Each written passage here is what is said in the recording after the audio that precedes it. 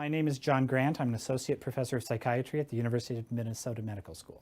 If you talk to people who really get addicted to shoplifting, they describe this as a very intense addiction that they wish they could stop, and they know it's ruining their lives, but they simply can't stop doing it. What we were able to do in this study was, by treating people with this drug, which is almost 30 years old now, after 6 weeks of treatment, the people that got the real medication were shoplifting less, some not at all.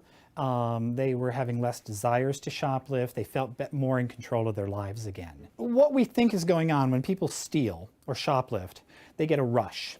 It sort of turns on the reward part of the brain. And it's a very specific part of the brain, a place called the ventral tegmental area, and it connects to another part called the nucleus accumbens. So that anytime that people find something pleasurable, certain chemicals are given off in this part of the brain, and it keeps telling us we want to do it again.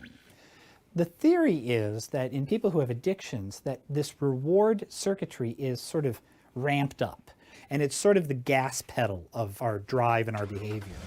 And then what you also rely on are parts of the brain here in the front part of the brain, which would be kind of the brake system. And this kind of tells you, don't do it. And what appears to happen in addiction, for a lot of people, the gas pedal is just too strong. It's floored, so that their sense of reward is much more intense, or their euphoria is much greater than, say, people who don't become addicted. So what we're really targeting with this medication is that rush, that high that people get when they shoplift. We are actually able to decrease their desires to steal, because when they did steal, they didn't get a high, they didn't get a rush any longer, and if they're not getting that reinforcement, they quit doing it.